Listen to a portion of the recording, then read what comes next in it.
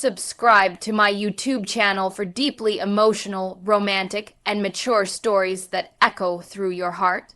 Don't forget to like, share, and comment to support meaningful storytelling. The first drops of rain began to fall just as Elena Martinez finished loading the last of her groceries into the trunk of her car.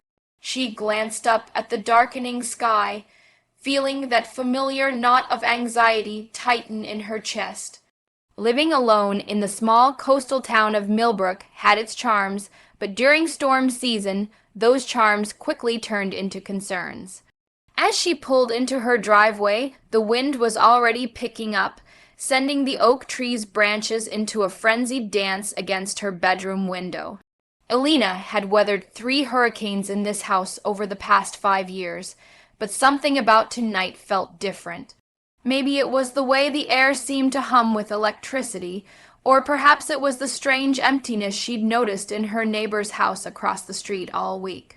David Chen had lived there for 2 years now, ever since his divorce. Elena had watched him transform from a broken man who barely left his house to someone who tended his garden with quiet determination and offered warm smiles when their paths crossed. She'd always found him attractive, the way his dark hair caught the morning light, how his eyes crinkled when he laughed at something she said about the weather. But she'd kept her distance, respecting the invisible walls that grief had built around both of them. Elena's own walls had been erected 3 years ago when her fiancé, Michael, had called off their engagement just 2 months before their wedding. The humiliation of returning gifts, canceling venues, and explaining to concerned friends and family had left her emotionally exhausted. Moving to Millbrook had been her attempt at starting fresh, but starting fresh and actually living were 2 very different things. As she struggled with her grocery bags against the strengthening wind, Elena noticed a light flicker on in David's kitchen window. Relief washed over her. He was home after all.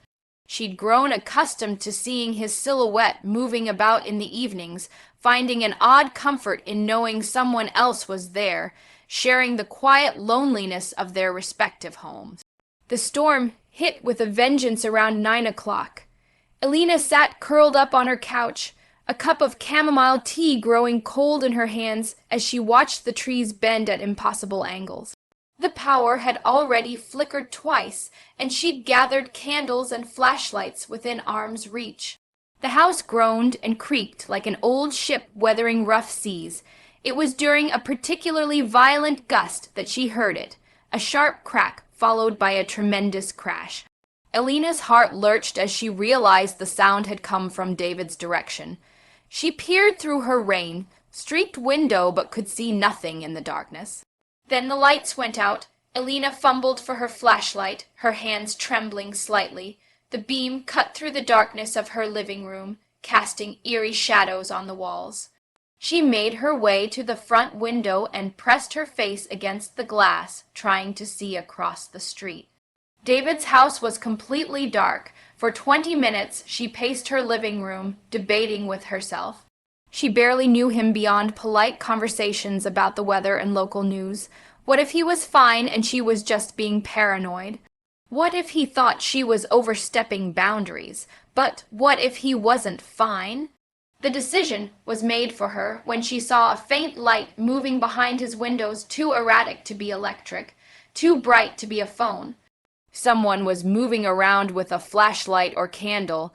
At least he was conscious. Elena was just settling back onto her couch when she heard it, a sound that made her blood run cold. It was barely audible above the storm, but unmistakable. Someone was knocking on her door. Her heart hammered against her ribs as she approached the front door, flashlight in one hand, phone in the other. "Who is it?" she called out, trying to keep her voice steady. "Elena, it's David," from across the street.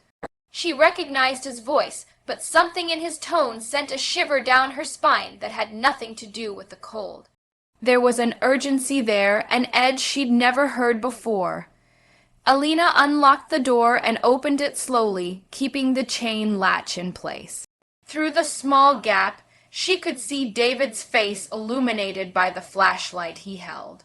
His hair was disheveled, his clothes damp from the rain, and there was something in his eyes that made her pulse quicken not with fear, but with something else entirely. "Are you all right?" she asked. "I heard a crash earlier." "A tree branch came through my bedroom window," he said, raising his voice to be heard over the wind. "The whole room is flooded. I know this is presumptuous, but would it be possible to wait out the storm here? I tried to call my brother, but the cell towers are down." Elena hesitated for just a moment. Every rational part of her mind was screaming caution. She barely knew this man. They were completely cut off from the outside world, and something about the way he was looking at her made her stomach flutter in ways she hadn't felt in years. But the storm was getting worse by the minute, and David looked genuinely distressed. More than that, a part of her, a part she'd been trying to ignore for months, was relieved to have company during the long, dark night ahead. "Of course," she said, sliding off the chain and opening the door wider. "Come in." David stepped inside, bringing with him the scent of rain and something else, his cologne, perhaps, or just the warm smell of his skin. As Elena closed the door behind him, she felt the atmosphere in her quiet house shift completely. "Thank you," he said, setting his flashlight on the small table by the door. "I owe you one. Actually, I probably owe you several."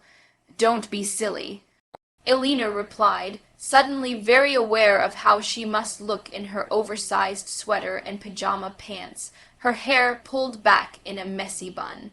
"I'm just glad you're safe. Can I get you something? Coffee? I have a gas stove, so I can still make hot drinks."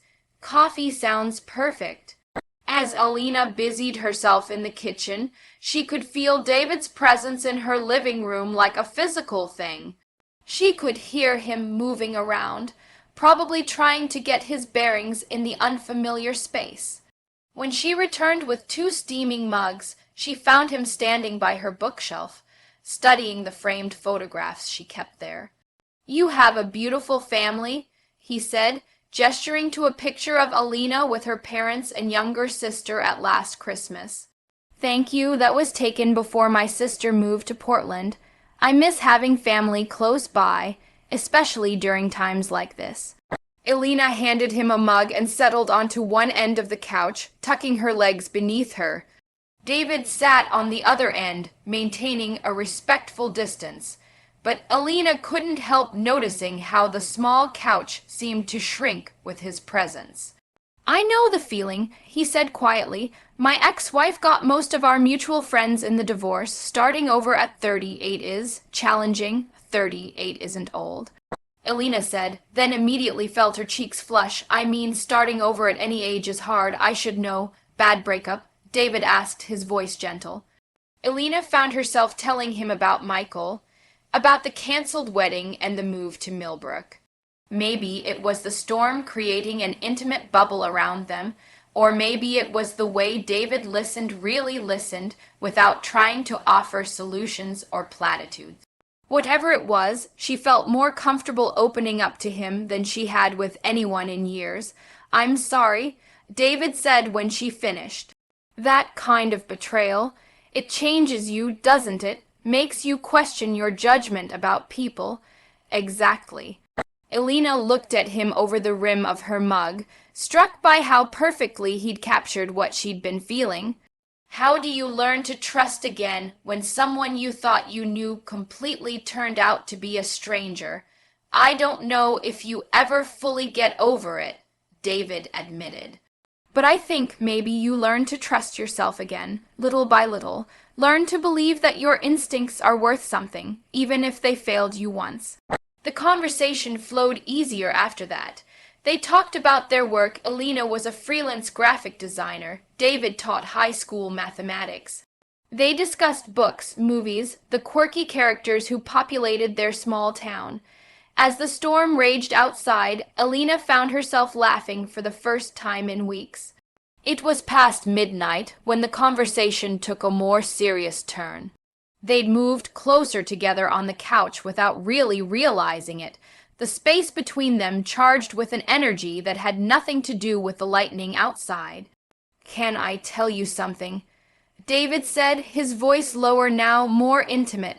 I've been wanting to talk to you for months, really talk, not just pleasantries about the weather. Elena's heart began to race. What stopped you? Fear, I suppose, fear of misreading signals, fear of making things awkward between neighbors, fear of...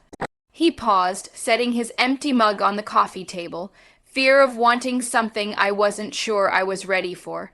And now, the words left Elena's lips before she could stop them.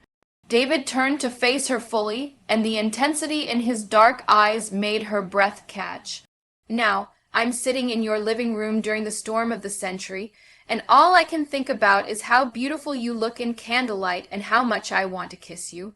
The admission hung between them like a live wire. Elena felt her pulse hammering in her throat, felt the familiar walls around her heart trembling under the weight of possibility and desire. David, she began, but she wasn't sure how to finish the sentence. What was she supposed to say? That she'd been watching him too, wondering what it would be like to run her fingers through his hair, to feel his arms around her. That sometimes she stood at her kitchen window longer than necessary, hoping to catch a glimpse of him in his garden. I know this is complicated, he said, reaching out to tuck a strand of hair behind her ear. The simple touch sent electricity shooting through her entire body. I know we're neighbors, and there are 100 reasons why this might not be a good idea. Name 3, Elena whispered, her voice barely audible over the storm. David's hand cupped her face, his thumb tracing the line of her cheekbone. We're both still healing from past relationships. We have to see each other every day regardless of what happens between us, and... His voice trailed off as his gaze dropped to her lips. And I'm falling for you so fast it terrifies me. Elena's breath hitched. Those aren't reasons not to try. Those are just complications we can work through. Is that what you want, to work through complications with me? Instead of answering with words, Elena closed the distance between them, pressing her lips to his in a kiss that felt like coming home and jumping off a cliff at the same time. David's arms came around her, pulling her closer, and Elena melted into his warmth, into the solid reality of him. When they broke apart, both breathing hard, Elena rested her forehead against his. I've been so scared, she whispered. Of feeling too much, of getting hurt again. Me too, David murmured, his hands tangling in her hair. But I'm more scared of spending the rest of my life wondering what might have been. They kissed again, deeper this time, years of loneliness and careful walls crumbling under the weight of connection and desire. Elena had forgotten how it felt to be touched with such reverence, to feel desired and cherished at the same time. Stay with me tonight, she said against his lips, not because of the storm, because I don't want you to leave. David pulled back to look at her, searching her face in the flickering candlelight. Are you sure? Because once we cross this line, Elena, there's no going back, at least not for me. I'm sure, she said, surprised by the steadiness in her own voice. I'm tired of being safe. I'm tired of living like I'm just waiting for life to happen to me. David stood and extended his hand to her. Then let's stop waiting. Elena took his hand and let him pull her to her feet. As they walked toward her bedroom, she felt like she was stepping into a new version of herself, braver, more willing to risk her heart for the possibility of something real. They made love slowly, tenderly, with the storm providing a dramatic soundtrack to their quiet gasps and whispered endearments. David touched her like she was something precious, something worth savoring, and Elena found herself opening up in ways she'd forgotten were possible. Every kiss, every caress, felt like a small act of rebellion against the fear that had kept her isolated for so long. Afterward, they lay tangled together in Elena's bed, listening to the wind howl outside her bedroom window. David's fingers traced lazy patterns on her bare shoulder, and Elena felt more content than she had in years. The storm's getting worse, David murmured against her hair. I don't care. Elena replied, snuggling closer to his warmth. Let it rage. We're safe here. But even as she spoke the words, Alina couldn't shake the feeling that they had unleashed something that would be impossible to contain. This wasn't just a night of passion born from storm and induced isolation. This was the beginning of something that would fundamentally change both of their lives. As if reading her thoughts, David tightened his arms around her. "What happens when the storm passes?" he asked quietly. Alina was quiet for a long moment, considering. "I guess we figure it out as we go," she said finally. "I'm tired of having all the answers before I'm willing to take a risk." "Good," David said, pressing a kiss to the top of her head. "Because I don't have any answers either. Just a lot of hope and a growing certainty that I'm completely gone on my beautiful neighbor." Alina smiled against his chest.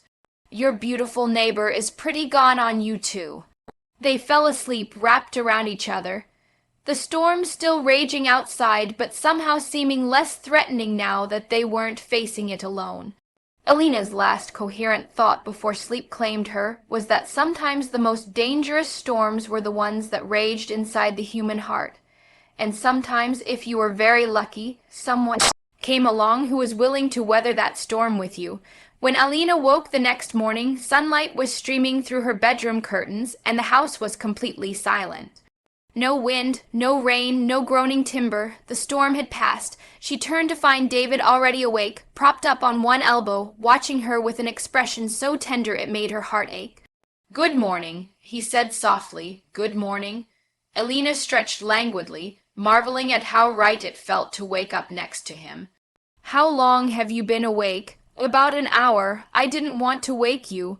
David brushed her hair away from her face, his touch as gentle as it had been the night before. "Alina, about last night. If you're about to tell me it was a mistake, I might have to throw you out," she said, only half joking. David laughed, the sound rich and warm in the morning light. "Just the opposite. I was going to say that last night was the most perfect night I've had in years, and I'm hoping it was just the beginning." Alina felt relief flood through her, followed quickly by a flutter of anticipation. "What did you have in mind?" "Well, first I should probably go assess the damage to my house. Then maybe we could have breakfast together. I make excellent pancakes, assuming my kitchen is still functional. I'd like that." Alina said, then hesitated. "David, are we crazy, moving this fast, I mean?" David considered the question seriously. "Maybe, but I've spent the last 2 years being sensible and careful, and it got me exactly nowhere. Sometimes crazy is the only thing that makes sense." Alina kissed him softly, tasting possibility and hope on his lips. "Then let's be crazy together." As they got dressed, Alina caught sight of herself in the mirror and was startled by what she saw. The woman, looking back at her, had color in her cheeks and light in her eyes. She looked like someone who was truly alive for the first time in years. They walked across the street together to survey David's house. The damage was significant. The large oak branch had not only broken his bedroom window, but had also damaged part of the roof. "It would take weeks to repair. Looks like I'll be camping out in my living room for a while," David said, running a hand through his hair as he surveyed the mess. "Or," Alina said, taking his hand, "you could stay with me while the repairs are being done. I mean, if you want to. No pressure." David turned to look at her, his eyes bright with surprise and something that looked very much like joy. "You'd want that. It might be weeks. I'd want that," Alina confirmed, squeezing his hand. "I think I'm done with living alone." As they stood there in David's damaged bedroom, surrounded by broken glass and storm debris, Alina realized that sometimes destruction cleared the way for something better.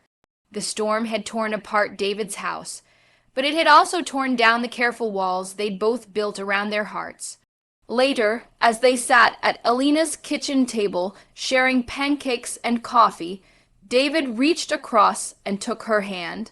"I have a confession to make," he said. "Oh no? You're married? You're actually a serial killer? You hate romantic comedies?" David laughed. Worse, I've been half in love with you since the day I moved in. You were watering your garden in that yellow sundress, and you looked up and waved at me like I was an old friend instead of. Stranger, I knew right then that I was in trouble. Elena felt her cheeks warm. You remember what I was wearing. I remember everything about that day. It was the first time I'd felt anything other than numb since my divorce. Well, since we're confessing things. Elena said, lacing their fingers together, I may have timed my garden watering to coincide with your morning coffee routine. I told myself I was just being neighborly, but really I just wanted to see you, so we've both been pining from a distance like teenagers. Apparently, we're both terrible at this casual, mature adult thing. David brought her hand to his lips and kissed her knuckles. Good. I don't want to be casual about you, Elena. I want to be completely, irrationally, head over, heels invested in whatever this is. Elena felt her heart expand in her chest, making room for all the hope and possibility that had taken root there overnight. Then let's be irrational together. As the days turned into weeks, Elena discovered that living with David was nothing like the cohabitation disaster she'd experienced with Michael. David was considerate without being suffocating, affectionate without being clingy. He brought her coffee in bed every morning and listened to her vent about difficult clients without trying to solve her problems for her. He made her laugh at least once every day and held her close every night, chasing away the loneliness that had been her constant companion for so long. They established routines, grocery shopping together on Saturdays, cooking elaborate dinners on Sunday nights, taking evening walks through the neighborhood when the weather was nice.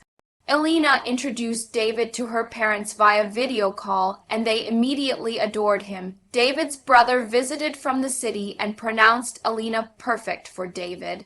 Within 10 minutes of meeting her, the repairs to David's house were completed after 3 weeks, but by then, the question of where he would live had become academic. His belongings had gradually migrated to Elena's house, and neither of them had any interest in reversing the trend.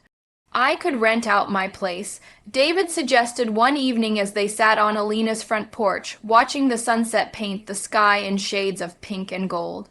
The rental income would be nice, and I like it here better anyway. You like my house better? Elena asked, curling up against his side. I like being wherever you are better, David corrected, pressing a kiss to the top of her head. The house is just bonus. Elena tilted her face up to look at him, struck once again by how handsome he was, how lucky she felt to have this man in her life. I love you, she said simply. It wasn't the first time either of them had said the words, but David's face still lit up like she'd given him an unexpected gift. I love you too, so much it sometimes scares me, good scared or bad scared, good scared, the kind of scared that means something matters enough to be worth protecting. Elena kissed him, tasting the promise of forever on his lips. 6 months ago, she'd been convinced that her capacity for romantic love had been permanently damaged by Michael's betrayal. Now, she knew better. Love wasn't a finite resource that could be depleted. It was a renewable energy source that grew stronger with use. The storm that had brought them together had been followed by many others, not weather-elated, but the normal storms of life in a relationship. They'd had their first fight about whose turn it was to take out the trash, had navigated the awkwardness of Elena accidentally walking in on David during a private phone call with his ex-wife about financial matters, had worked through David's initial jealousy when Elena's ex-fee on. Say reached out via social media to reconnect. But each storm they weathered together made them stronger, more certain that what they'd found was worth fighting for. They learned each other's triggers and tender spots, figured out how to argue productively, and apologize sincerely. Most importantly, they learned to trust not just each other, but themselves and their ability to choose wisely this time. A year after the storm, David officially moved his address to Elena's house. They celebrated by hosting a housewarming party for their neighbors. the same neighbors who had watched their courtship unfold with the invested interest of people who enjoyed a good love story. To Alina and David, called out Mrs. Patterson from next door, raising her glass of wine, who proved that sometimes the best things come from the worst storms. To second chances, added Mr.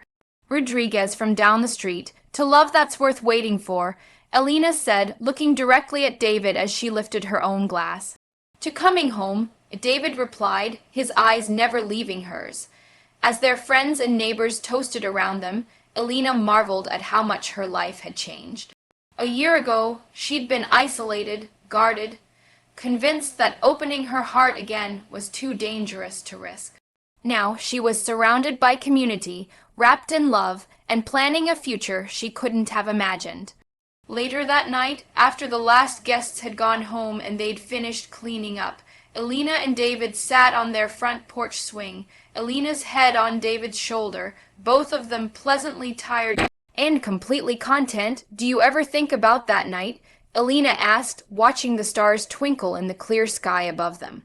About what might have happened if you hadn't come to my door all the time, David admitted. I think we would have found each other eventually. Maybe not that night, maybe not that dramatically, but somehow. Some connections are just meant to happen. You really believe that? I have to. The alternative is believing that love is just random chance, and that seems too depressing to accept. Alina smiled against his chest. I love your romantic optimism. I love your willingness to be convinced by it. They sat in comfortable silence for a while, listening to the distant sound of waves hitting the shore and the gentle rustle of leaves in the breeze. The night was calm and peaceful, nothing like the wild storm that had brought them together. Alina, David said eventually, his voice taking on a different quality that made her lift her head to look at him. Yes, I have something for you. He reached into his pocket and pulled out a small velvet box that made Alina's heart skip several beats. David, I know it's only been a year, he said quickly, and I know we haven't talked about this specifically, but I also know that I want to spend the rest of my life weathering storms with you, the real ones and the metaphorical ones. Alina sat up straighter, her eyes wide as David opened the box to reveal a beautiful solitaire diamond ring that caught the porch light and threw it back in brilliant sparks. Marry me, Alina, David said, his voice steady despite the nervous energy she could feel radiating from him. Not because it's the logical next step, not because we've been living together and it's expected, but because I can't imagine a future that doesn't have you in it, because you make me braver and kinder and more myself than I've ever been, because I love you with everything I have, and I want to make that official in every way possible. Alina stared at the ring, then at David's face, trying to process the magnitude of what he was offering her. Marriage, the word that had once filled her with dread, now seemed full of possibility. I know you have complicated feelings about marriage, David continued when she didn't immediately answer. I know Michael hurt you in ways that still affect how you see commitment, but this isn't Michael, Alina, this is us. This is the love story we've been writing together for the past year. Alina felt tears prick at the corners of her eyes. You really want to marry me, even though I'm still figuring out how to trust completely. Even though I sometimes wake up in the middle of the night, convinced you're going to change your mind about us, especially because of those things, David said softly. Because choosing to love someone despite fear, choosing to build a life together despite uncertainty, that's what makes it real. That's what makes it worth celebrating. Alina looked at the ring again, then at the man holding it, David, who had seen her at her most vulnerable and loved her anyway. David, who had patiently waited for her walls to come down and never pressured her to move faster than she was ready. David, who had somehow convinced her that love could be safe and exciting at the same time. Yes, she whispered, then louder, yes, I'll marry you.